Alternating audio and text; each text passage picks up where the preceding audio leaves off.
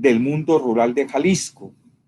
Y Pedro Páramo, en el fondo, plantea el dolor del mexicano en forma universal, sin olvidar la historia real.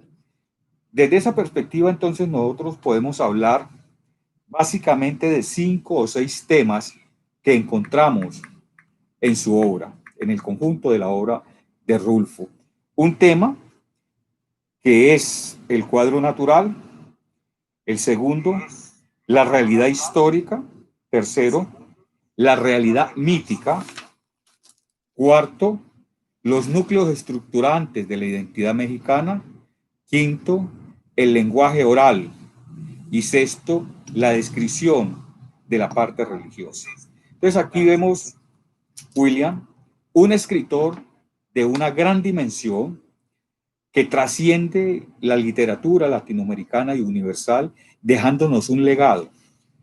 Es muy común que la gente se pregunte, bueno, pero con una producción literaria muy reducida, ¿por qué se habla de un gran escritor?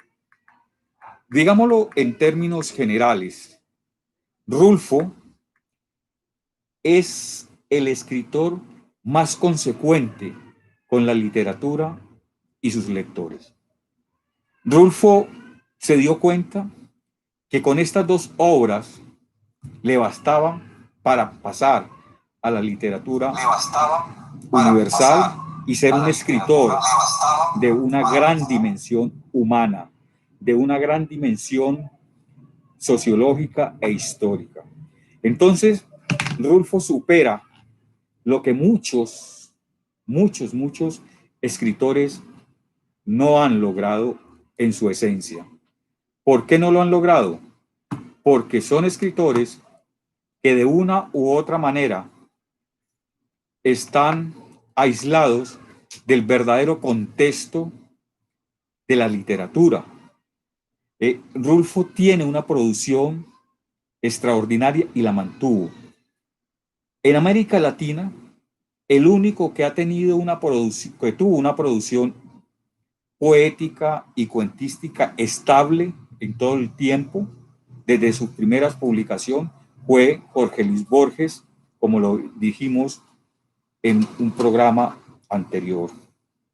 Pero aquí lo interesante es resaltar que Rulfo entonces supera a muchos de los escritores. Hacer comparaciones es odiosa, pero a veces hay que hacerlas, ¿no? Sí, es necesario. Perdón, maestro Silvio, es que nos dicen que al inicio de este espacio teníamos una pequeña dificultad en el audio, en el sonido, que no nos estaban escuchando muy bien o que no nos escuchaban, pero entonces estamos reiterando la presentación inicial. En esta oportunidad ofrecemos pues disculpas por esas fallas técnicas que se han presentado. Estamos hablando de Juan Rulfo, de la identidad cultural. Juan Rulfo, su nombre de pila es Juan Nepomuceno Carlos Pérez Rulfo Vizcaíno, ya lo había dicho inicialmente, también conocido como Juan Rulfo, que fue un escritor, guionista y fotógrafo mexicano perteneciente a la generación del 52. Su reputación se asienta, en dos obras: El Llano en Llamas, compuesto de 17 relatos, publicado en 1953, y su novela trascendental Pedro Páramo, publicada por allá en el año 1955. Juan Rulfo, lo comentaba yo inicialmente, se presenta como uno de los grandes escritores hispanoamericanos, latinoamericanos, mejor, del siglo XX. En sus obras se presenta una combinación, lo decía inicialmente, entre realidad y ficción, o entre realidad y fantasía, cuya acción se desarrolla en escenarios rurales y posteriores a la Revolución Mexicana. Por eso hemos invitado al maestro Silvio Terranova Arce, doctor en Filosofía y Letras, que es él quien justamente nos ayuda a navegar en ese mar sin fondo de lo que es la academia y la literatura, sobre todo con el invitado en esta oportunidad de Juan Rulfo.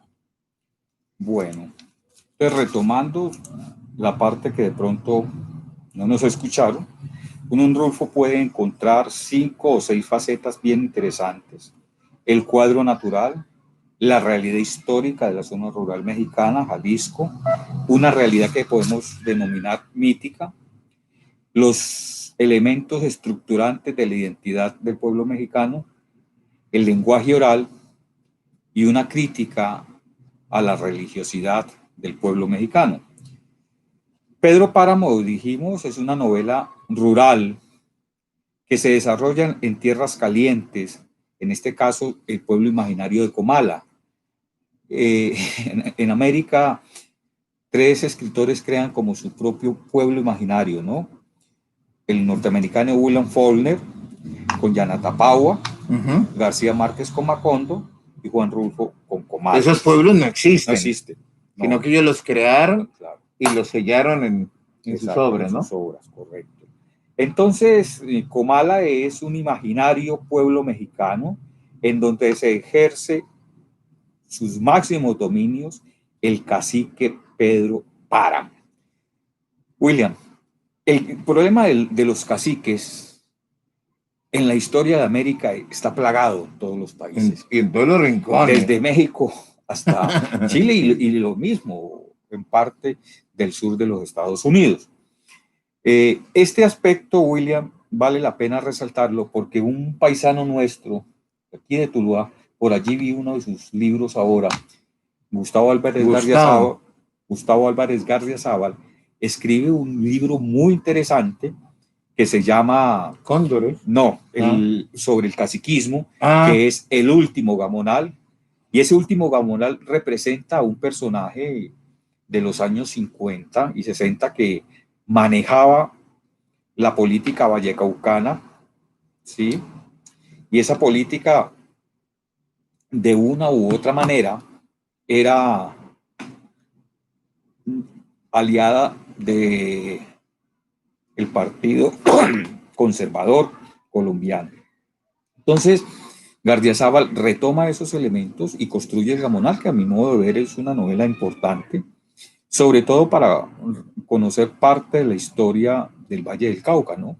Así como Cóndores nos entierran todos los días, nos lleva a conocer parte de la realidad que vivió el centro del Valle con ese periodo mal llamado de la violencia en Colombia. ¿Cómo podría interpretarse, maestro Silvio, el hecho de que estos autores, Gustavo Álvarez Gardiazabal, Juan Rulfo, Gabo con Macondo, creen un pueblo para improntarlo en sus obras? ¿Será por respeto a la región?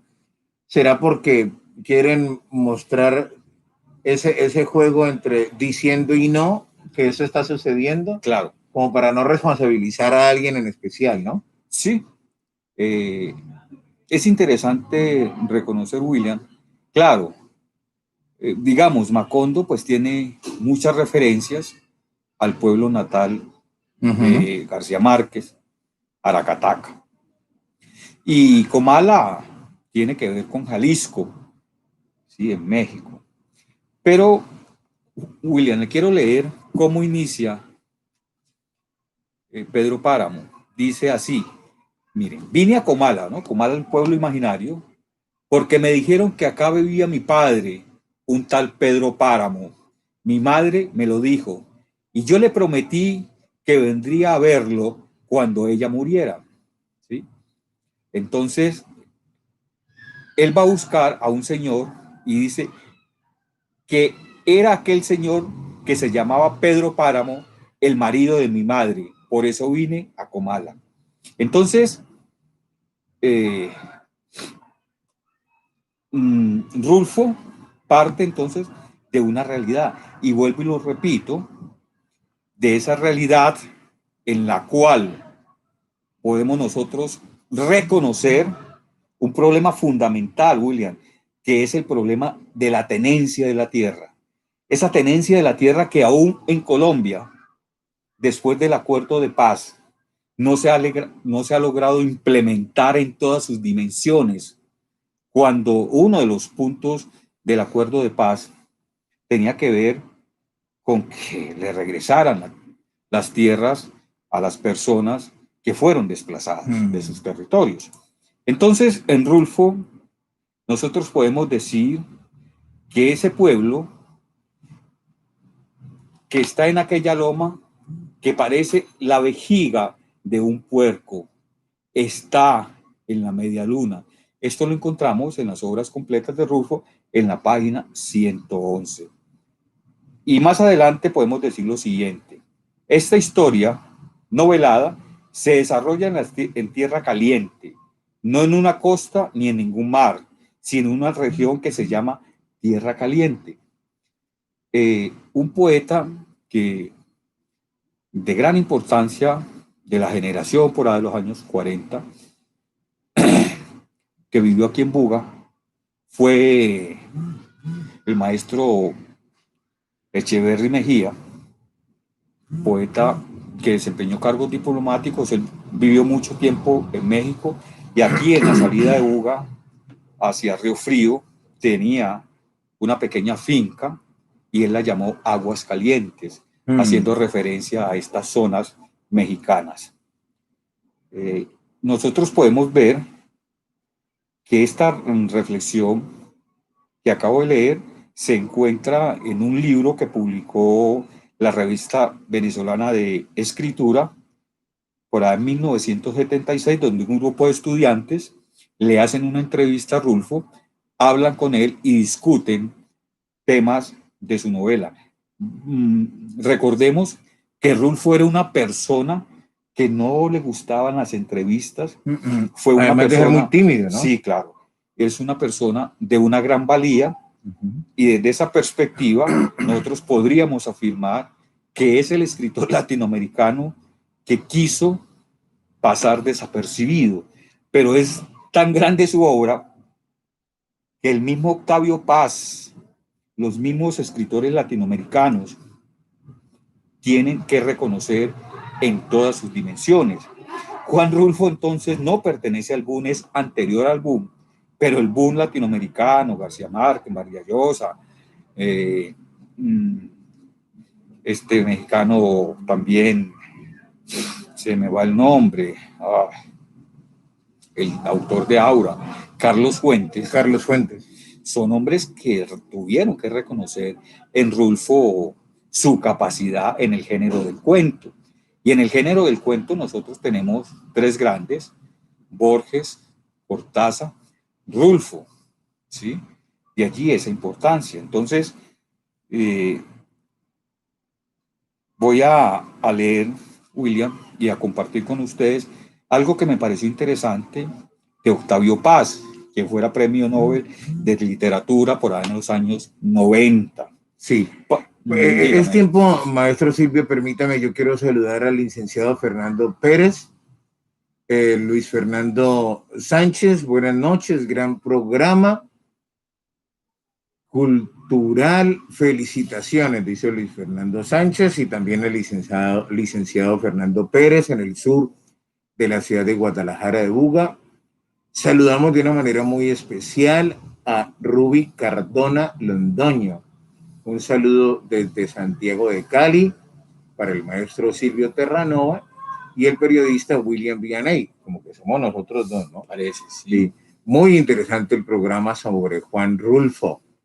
Muchísimas gracias a todos los amigos que a esta hora precisamente se han venido conectando a través del canal YouTube. Recuerden, eso no cuesta nada tampoco, suscribirse a nuestro canal, denle, por ahí aparece la campanita, y suscribirse a nuestro canal es una forma de decir, está bien el programa, está bien estos espacios. De hecho, están bien estos espacios. Tienen que existir indiscutiblemente todos estos espacios que no tienen otra intención sino propender para que temas tan buenos, tan significativos como los de Juan Rulfo, inicialmente yo les había dicho que fue, para mí todavía es, uno de los grandes escritores latinoamericanos del siglo XX, porque porque en sus obras se presenta esa combinación de lo de la fantasía y la ficción. Y no solamente eso, sino que también sus historias evidencian los aportes a la literatura hispanoamericana y mundial.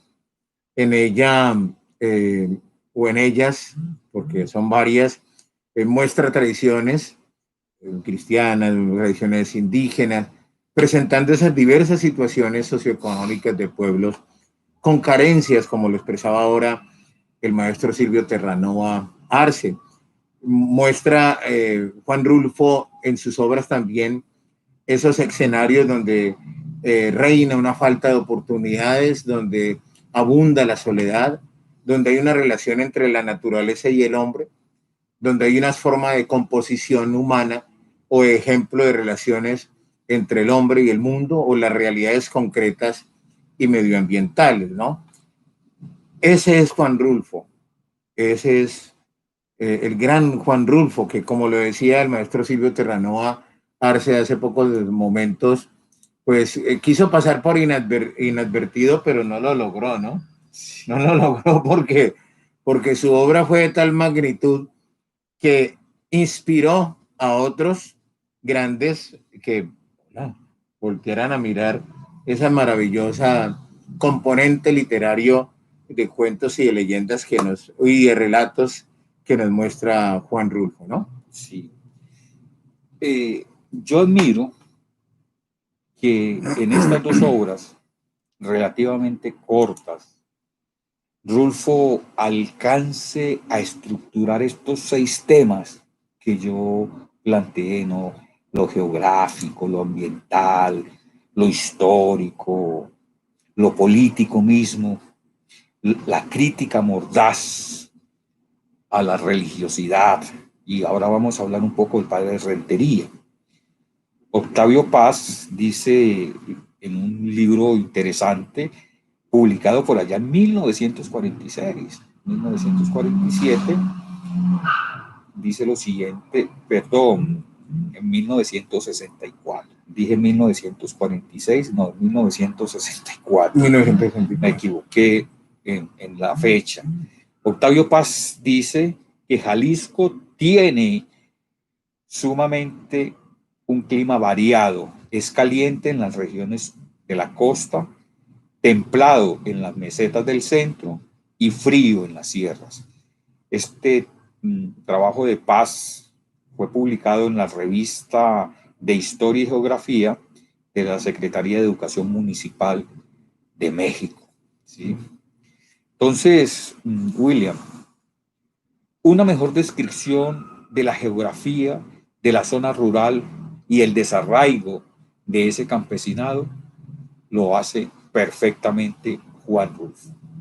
No olvidemos, William, que Rulfo logra darle voz a aquellos que no tienen voz.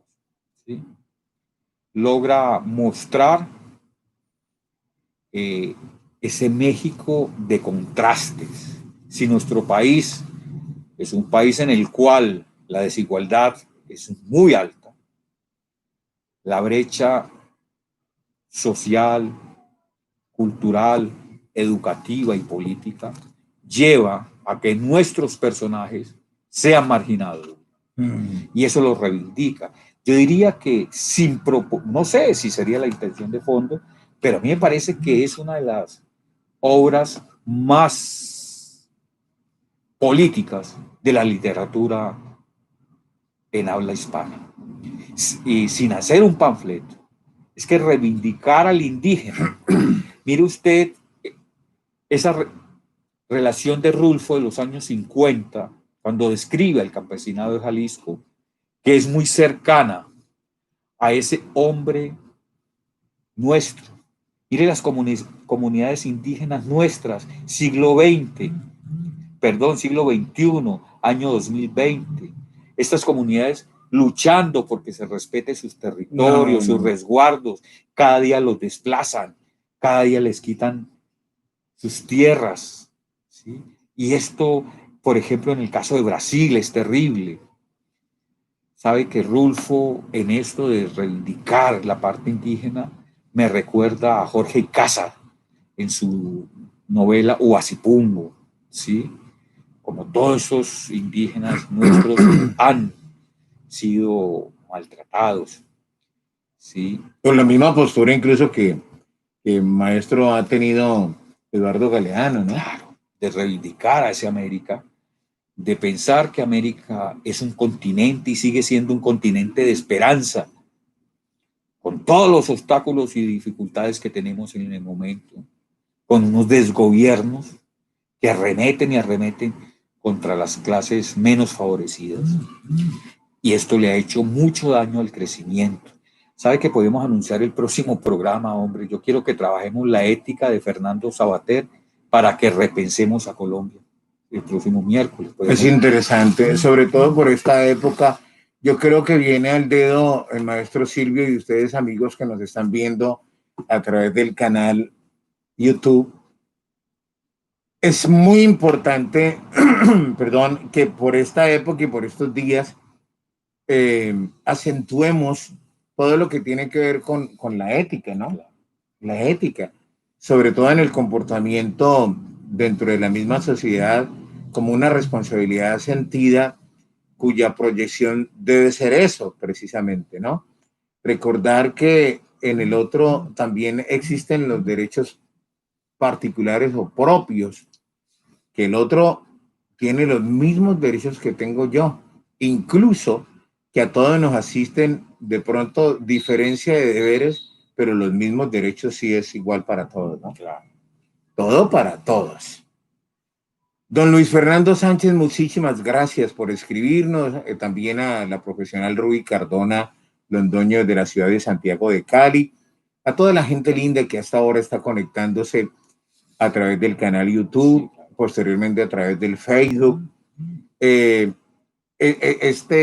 Perdóname, maestro, le interpreto la postura de Juan Rulfo en su manifestación literaria y de Eduardo Galeano y de Gabo, cuando incluso crean esos pueblos que no existen sino dentro de su interior, pero para denotar que hay una degradación de la sociedad y ¿cierto? Del comportamiento humano, porque es un crítico agudo de la realidad. Estas obras de Rulfo son escritas después de la Revolución Mexicana, de principios del siglo XX, pero retrata parte de lo que fue esa Revolución Mexicana, por ejemplo, cuando él habla de la guerra de los cisteros y las cisteras, eran las mujeres que iban acompañando detrás a estos hombres que luchaban por un nuevo gobierno, un nuevo estado en México. Entonces, incluso, ¿no? Recuerda usted la historia de Emiliano Zapata, de Pancho Villa. Pancho Villa, que a propósito muchos dicen que era de origen colombiano. En Villa María Caldas hay toda una historia alrededor de él, ¿sí? Dicen que su nombre de pila, su nombre original, era Doroteo Arango. Ahí está esa historia.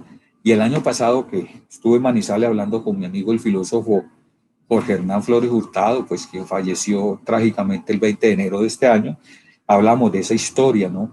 Y hablábamos de unos músicos de Aguada que fueron muy famosos en México. Eran tres hermanos, se me va en este momento el nombre y los apellidos, pero era una familia y se fueron para México y murieron en México. Y hicieron grandes cosas en la difusión del folclore colombiano y el folclore mexicano.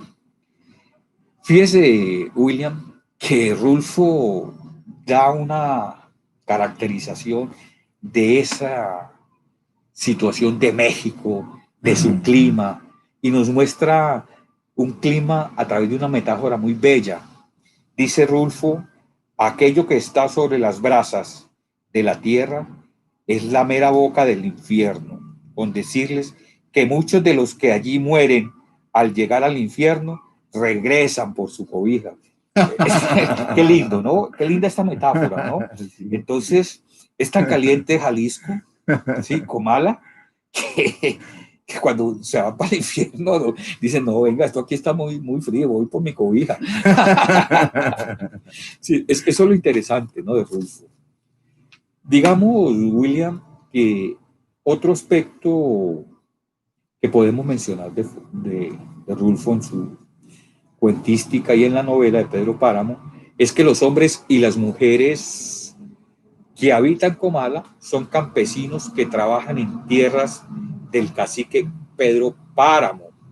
Viven casi todos en la extrema pobreza y se identifican como mexicanos gracias a sus factores comunes de su cultura, como las creencias religiosas, su vestuario, sus comidas, sus bebidas, sus hábitos y sus costumbres. Entonces,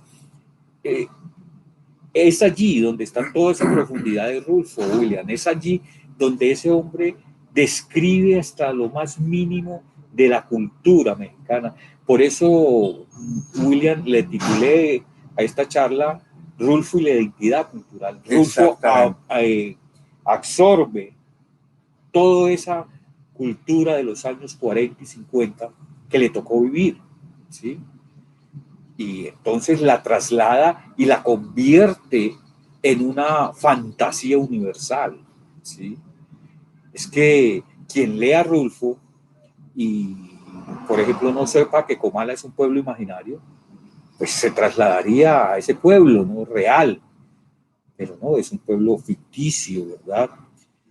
Fíjese que entonces uno encuentra también un episodio ya al final del libro de Pedro Páramo, que yo podría decir como que es la destrucción final de todo Comala y de toda esa región. Dice, y podemos afirmar que la destrucción de Comala estaba anunciada en la muerte de Susana San Juan. La muerte de este personaje significa la destrucción de Comala. El cacique abandona sus tierras. Y podríamos retomar entonces otro fragmento corto de Pedro Páramo y dice: los vientos siguieron soplando todos esos días, esos vientos, las lluvias ya se habían ido. Entonces no solamente Pedro Páramo, el cacique, que tiene una relación con Susana San Juan, a la muerte de esta, el tipo se queda como desprotegido. Mire, y muestra también un cacique malévolo, malandro, pero que también tiene un sentimiento, ¿no? Tiene esa persona que lo acompañó y también tuvo un hijo que era un terrible, pues. Y vamos a ir mirando poco a poco, William, esos aspectos significativos que hay en la novela. Sí. Dígame, William. Sí, maestro, para recordarle a nuestros invitados, a las personas que nos acompañan en esta oportunidad, que por allá en el año 1934, Juan Rulfo se trasladó a Ciudad de México, donde trabajó como agente de inmigración en la Secretaría de la Gobernación. Y a partir de 1938 empezó a viajar por algunas regiones del país en comisiones de servicio público, sus cuentos más relevantes en revistas literarias, en los 15 cuentos que integran El Llano en Llamas, por ahí del año 1953, ¿no? Sí. Rulfo ofreció como una especie de su primera sublimación literaria a través de una prosa sucinta y expresiva de la realidad de los campesinos, como lo expresaba ahora el maestro Silvio Terranova Arce, y mostrar esa realidad de los campesinos de su tierra en relatos que trascendían la pura anécdota social. Desde el punto de vista técnico, como lo expresó hace pocos momentos el maestro Silvio Terranova Arce, Pedro Páramo se sirve magistralmente de las innovaciones introducidas en la literatura europea y norteamericana incluso, ¿no? Y entre guerras, línea que en los años 60 seguirán lo que su merced decía ahora, ¿no? Mario Vargas Llosa, Julio Cortázar, Ernesto Sábato, Carlos Fuente y otros autores del boom, ¿no? Sí. No es un grupito cualquiera, ¿no? Por ejemplo, hay un chileno interesante, muy poco conocido en nuestro medio, Jorge Edwards. Hay otro gran escritor venezolano, ¿sí? Carlos Urlar Pietri, con un libro fantástico, Lanzas Coloradas. Lanzas Coloradas, un libro fantástico. Y pues anterior a Pietri, pues tendríamos que reconocer a Rómulo Gallegos, ¿no? Sí. Con Doña Bárbara. Con Doña Bárbara. Que incluso fue llevada por ahí en los años 70 y 80 a la pantalla a través de una novela colombiana en ese momento. Sí, señor. Juan Rulfo incluso escribió también guiones cinematográficos, claro, ¿no? Y aquí hay como una cercanía entre dos personajes latinoamericanos, dos escritores, ¿no? El mexicano Carlos Fuentes y García Márquez. García Márquez, cuando en el año 62 se instala en México, conoce a Carlos Fuentes y trabajan un tiempo en guiones cinematográficos. Qué delicia esa, ¿no? Sí, y usted sabe que García Márquez era un aficionado al cine. Él estuvo en Italia, en una de las mejores escuelas de cine, estudiando cine, ¿no? Creo que Paloma Herida, por ahí del año 1963, fue una de esos primeros guiones cinematográficos. Y se realizó, ¿no? Con un texto de Rulfo García Márquez. ¿Recuerda El Gallo de Oro? El Gallo. Que incluso sí, en la versión colombiana la presentó. Y era uno de los protagonistas principales, era Amparo Grisales. Amparo Grisales, que ya era la de la suerte, ¿no? Exacto. Sí. Y el actor no recuerdo cómo se llama, el del Gallo de Oro. Fran Ramírez. Fran Ramírez. Gran actor colombiano. Que también hizo del Cóndor. Claro, de lo María Lozano. De lo María Lozano, sí. Un hombre que murió en unas condiciones bastante deplorables en Bogotá. Sí, un hombre que sus últimos años de vida lo atacó el Parkinson. ¿Quién? Fran Ramírez, ¿no? Ah, sí. Uno de los actores más importantes nuestros.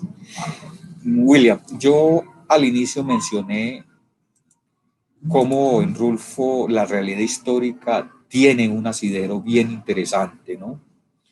Y ese asidero tiene que ver con la Revolución Mexicana y en concreto con la rebelión de los Cisteros. En una parte de Pedro Páramo encontramos esta afirmación.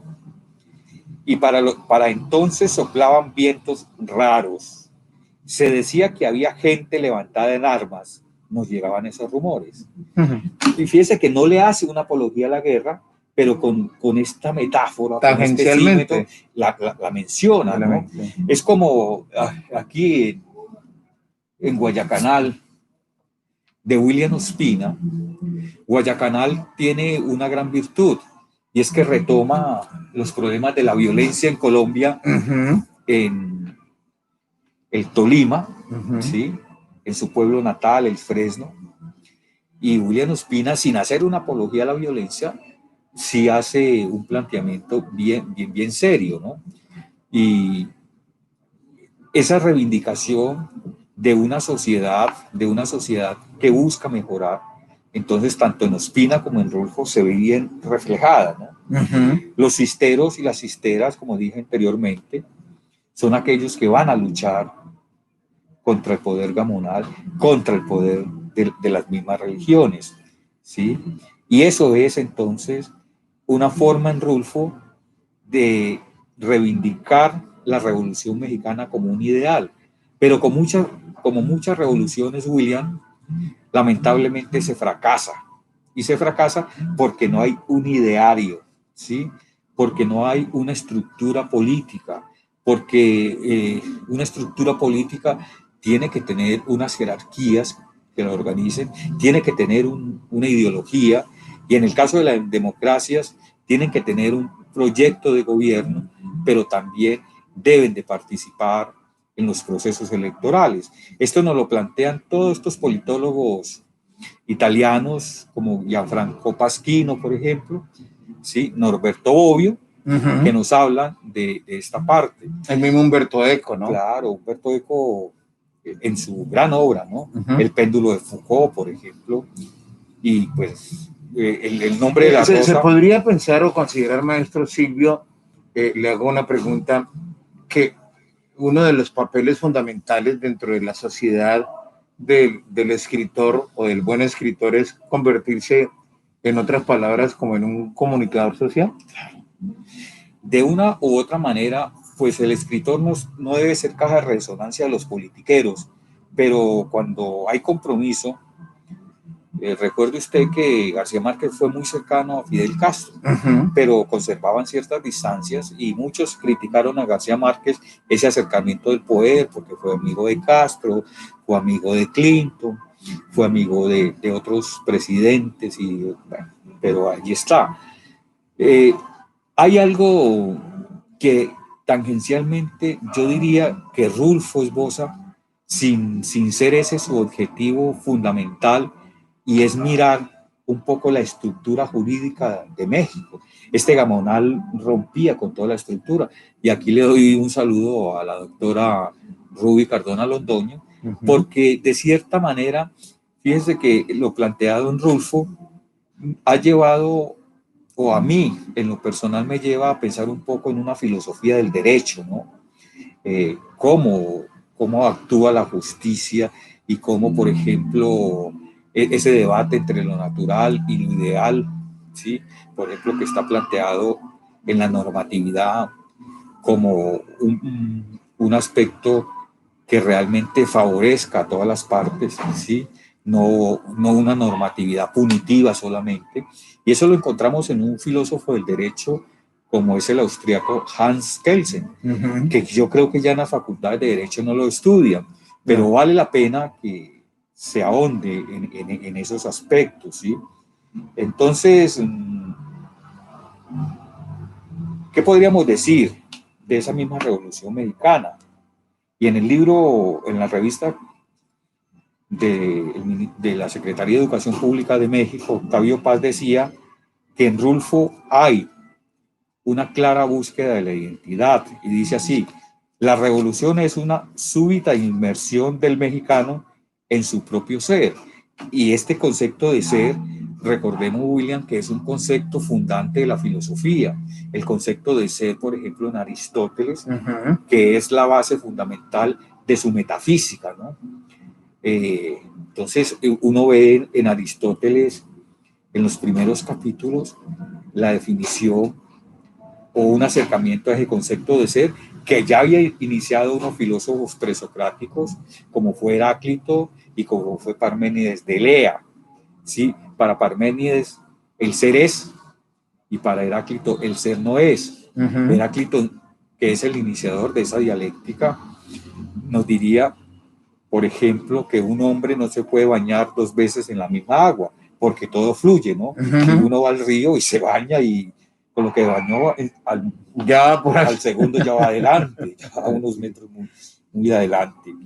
Pero fíjese, William, que aquí yo encuentro otro aspecto sobresaliente en Rulfo, y que no está planteado en otras novelas, al menos en lo que yo conozco.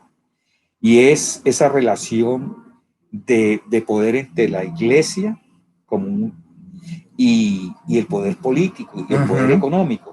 Recordemos que la Constitución del 86 era una constitución en la cual la jerarquía católica colombiana tuvo mucha injerencia en la relación de esa constitución, y donde más se notó esto fue en la educación. La educación nuestra, hasta el año 30-40, era el neotomismo, predicado por Monseñor Carrasquilla. Y Monseñor Carrasquilla, en un determinado momento, en uno de esos gobiernos conservadores hasta el año 30, pues era asesor de los ministerios de educación. Entonces todos los planes de estudio estaban sometidos a esa ideología. Solamente con el regreso al poder en el año 30 de Olaya Herrera y posteriormente Eduardo Santos, pero quien logra una transformación de la sociedad colombiana en su momento fue Alfonso López Pumarejo, sobre todo en su segundo gobierno, cuando López entiende que Colombia tiene que salir de la ruralidad, tiene que cambiar sus estructuras y cambiar su educación, y es cuando él nombra a uno de los pensadores más importantes de la historia nuestra, el profesor Gerardo Molina, lo nombra rector de la Universidad Nacional, y a la vez el profesor Gerardo Molina llama a unos abogados a que funden el Instituto de Filosofía de la Universidad Nacional en 1945. ¿Quiénes eran? Fíjese que la filosofía de Colombia entra por filósofos, por abogados que se habían dedicado a la filosofía del derecho, el profesor Rafael Carrillo, de Atanque Cesar, el profesor Danilo Cruz Vélez, ¿sí? El profesor Abel Naranjo Villegas, abogado, y el profesor Betancourt. Entonces estos profesores fundan el instituto, abren una carrera de filosofía, y ahí llegaron personajes como, por ejemplo, Rubén Jaramillo, Carlos Gutiérrez, perdón, el profesor Carlos Gutiérrez Posterior, llegan, y ahí la primera generación de filósofos, ya que han estudiado filosofía, ¿sí? Entonces esta generación de filósofos, los primeros que mencioné, los tres, Rubén, profesor Rafael Carrillo, Danilo Cruz Vélez y el profesor Nieto Arteta, salen a estudiar a Alemania, ¿sí? Son los primeros que van a Alemania. Luego esa primera generación de filósofos, ya digamos más profesionales, como Rubén Sierra de la Universidad Nacional, como Hernando Incapié de la Universidad de Caldas, como Rubén Jaramillo, como Carlos B. Gutiérrez, van a Europa.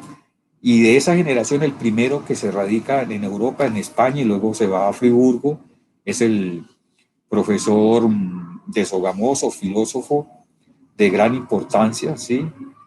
Que es... ahora le diré. Ahora aparece, mientras tanto, sí. Saludo, por ahí aparece Óscar Chaparro. Óscar, muchísimas gracias a Óscar Chaparro. Buenas noches, profesor Silvio y William. Cordial saludo. Y mire, la doctora Rubí Cardona Londoño, muchas gracias por esa exposición tan nutrida y agradable, salpicada de notas diversas. Genial. Ya está complacido. Bueno, qué bueno, ¿no? Sí, que al menos se trata que los públicos nos entiendan. Esto no se hace pues con un fin académico, sino simplemente de motivación, de difusión de la filosofía. Es, ¿sí?, muy importante. Bueno, es entonces, muy importante. El primer filósofo que va a Europa es el profesor, ahora lo... Pero si lo tenías sí, sí, bueno, en la puntica de la lengua. Rafael Gutiérrez Girardot. ¿Sí sabe qué es lo más triste, William? Sí. Es el lapsus. En los años 90 al 91 que estuve en Alemania, él fue el que me hospedó en su casa. Qué pena con él. Uy, no, qué pena. En la tumba debe estarse removiendo, que me haya olvidado eso. Por ahí le conseguí que me enviaron otro libro en alemán. Otra novelita. ¿Cómo le pareció la serie? Uf, excelente. No, la primera que me regalaste, que es la historia de Frida Kahlo, novelada por una costarricense y publicada en alemán, una historia bellísima, hermosa. Y yo no hablo alemán y lo leo, entonces yo dije, no, esto es para el maestro. Y sabe que esto me permite, pues ya se me han olvidado muchas cosas, pero yo tengo un buen diccionario y cuando leo, pues me toca buscar mucha significación. Rubén Jaramillo, que estuvo 5 años en Alemania, contaba ayer que uno para dominar el alemán, mínimo 3 años, ¿no? Uh-huh. Y él decía que a pesar de hablar bien alemán, de conocer el alemán, le tocaba utilizar diccionario. Recuerdo al profesor Danilo Cruz Vélez, que era un gran exégeta de Kant y de Nietzsche, y él los leía en alemán, ¿sí? Pero también era un profesor con una virtud, era un gran conocedor de Aristóteles y de Platón, y los leía en griego. Al profesor Rubén Jaramillo, al profesor Danilo Cruz Vélez, que fue profesor de la Universidad de los Andes, y al profesor nuestro en la Universidad de Caldas, Raúl Aristizábal Gutiérrez, le aprendimos que uno como estudiante de filosofía debe leer el texto original en su lengua original. Por eso la carrera de filosofía y letras en la Universidad de Caldas, cuando me tocó, era bien interesante porque teníamos las lenguas clásicas, griego, latín, francés y luego el alemán. Entonces esto nos permitía leer a Descartes, a Spinoza en francés, a Kant, a Hegel y a Nietzsche un poco en alemán. Increíble. Con el profesor Rafael Gutiérrez hay una anécdota. En el año 1900, cuando yo le conocí en el año 1994, que lo invitó a la Universidad Nacional a que dictara un seminario sobre Hegel, sobre la fenomenología del espíritu. Nos gastamos 2 semanas y avanzamos solamente 2 páginas del prólogo, porque profesor Gutiérrez Girardot, de cada palabra daba toda una explicación, el origen, y se volvía a los griegos. Bueno, fue una cosa fantástica. También decía Rubén Jaramillo Vélez que una especie de análisis etimológico. Claro, una exégesis profunda. Y exégesis, claro. Entonces decía Rubén Jaramillo Vélez que Danilo Cruz, con todos sus conocimientos, pero a mí me parece bien, no conoció y nunca se interesó en leer ni a Hegel ni a Marx, pero conocía a Nietzsche, ¿sí? Y a Kant. Lamentablemente, Danilo Cruz Vélez se retiró muy joven de la docencia universitaria. Bueno, el padre Rentería, entonces, volviendo al problema de esa relación perversa entre iglesia y poder político y económico, se dice todo esto. Todo esto sucede por mi culpa, dice el padre Rentería, el temor de ofender a quien me sostiene, porque esta es la verdad. Ellos me dan mi mantenimiento. De los pobres no consigo nada. Las oraciones no llenan el estómago. Así ha sido hasta ahora. Mire esta afirmación bien compleja, ¿no? Entonces estaba con el cacique Pedro Páramo porque sostenía, le daba lo que el sacerdote necesitaba. Pero entonces estaba, y ese terrateniente simboliza pues todo el poder, ¿sí? Ese poder que uno lo ve todavía. Recuerde que Lutero lucha contra la jerarquía de la Iglesia Católica en Roma, porque se acuerda cuando compraban la bendición y perdonaran sus pecados y pagaban, ¿no? Entonces por eso Lutero escribe razón por la cual las 95 tesis, ¿no? Toma esa postura, ¿no? Entonces, allí vemos nosotros que esto no ha cambiado mucho, William, esto sigue siendo igual. Bueno, William, yo pienso que hasta aquí tratamos de hacer un esbozo, ¿no? De la obra de Rulfo, la recomiendo, y yo creo que con estos elementos mínimos se puede comenzar a abordar. También pues saludar a Oscar, ¿no? Porque Oscar Chaparro, que es un fiel, es que, ¿cómo se dice? Seguidor, ¿no? Sí, seguidor. Así le llaman, sí. Yo con mucho respeto lo digo, pero es que dice seguidores, amigos, suscriptores que están. ¿Y cómo les parece que me leí a Pi Puntilla, Palabra de Honor, de Ovidio Arturo Marín Cueva, ¿no? Una... ¿Sabe que entre 8 días... Trágico eso, ¿no? Que toquemos el problema de la ética para repensar a Colombia desde Sabater, hagamos una mención a Ovidio. Yo tuve la oportunidad de conocerle en Restrepo, un hombre valiente, mire. Muy valiente. Por sus denuncias, ¿no? Tan hermoso. Yo no, es fantástico como uno viéndolo no como un libro, sino que yo me senté con Ovidio Arturo Marín Cuevas ahí en el sillón, en el asiento, y me parecía estar escuchando sus relatos, ¿no? Uno cuando lee metiéndose como en el cuento, como en el libro, tenaz. Y recuerde que él Lo que le contaba costó la lo que le vida, costó, ¿no? ¿no? Y sus atentados, ¿no? 3 atentados. En el libro aparecen 3 Claro, atentados. hasta el cuarto que fue el definitivo. Y Pero nadie más odiado, como dijo Platón, que el que dice la la verdad, verdad. ¿no? Y Ovidio, para mí, es el ejemplo del hombre público con una fundamentación ética. Eso de denunciar.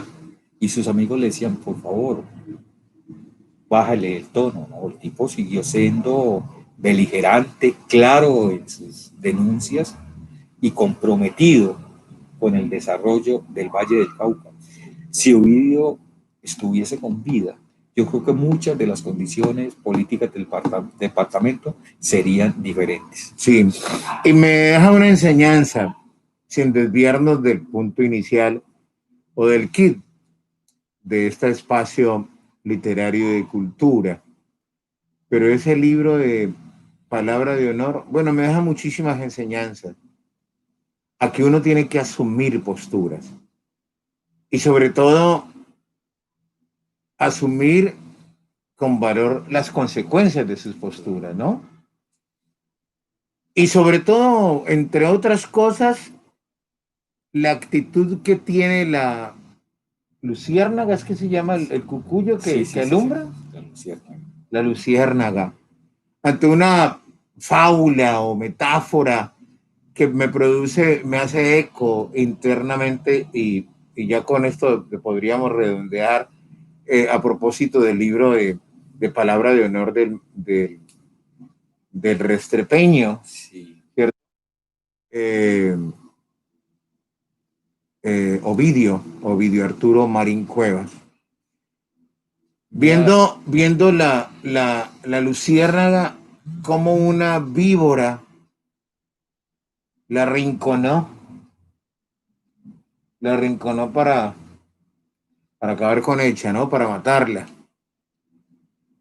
Y entonces le dijo la luciérnaga a la víbora, hey, un momento, antes de matarme, yo quiero que me respondas algo. Yo pertenezco a tu cadena alimenticia, me tienes que matar para comerme, tienes que alimentarte de mí. Y le dijo, no. Bueno, entonces respóndeme la segunda. ¿Te he hecho algún mal? Tampoco. Entonces, ¿por qué me quieres matar? sí. Y la serpiente, la víbora, le respondió, porque alumbras. Por eso quiero matar. Bueno, un comentario al margen, William, y para cerrar, quisiera preguntarle a Oscar, que tiene de pronto una mejor memoria que la mía en recordar la historia de Uga. Me parece que por los años 70, un grupo de teatro de aquí de Buga montó Anacleto Morones, Sí. ¿sí? Pero no recuerdo si era dirigido en ese momento por Fabio Lozano o quién, y me gustaría que Oscar o alguno de la generación nuestra que haya estado inmerso en la actividad cultural nos lo recordara. Sí. Bueno, William, Pues maestro muchísimas Silvio, gracias. muchísimas gracias por haber aceptado esta invitación. ¿Podemos anunciar para el próximo Claro, entonces miércoles? Fernando Sabater, su ética para repensar a Colombia. Su ética para representar a Colombia.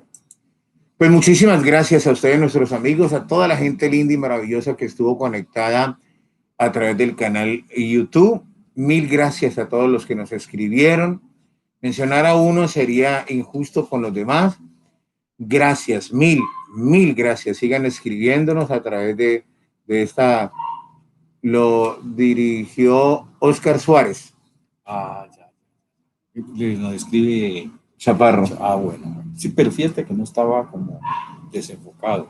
Pensé que había sido Fabio, porque fue uno de los impulsores del teatro Incluso por ahí en los 70 existía un grupo de teatro en el Académico, otro en el Liceo, que en esa época se llamaba Liceo Departamental Femenino, Ajá. después Institución Narciso Cabal Salcedo. Pero sí, Buga tuvo una actividad teatral y cultural, cineclub, Interesante. muy interesante por ahí en la década de los 60, 70 y principios de los 80.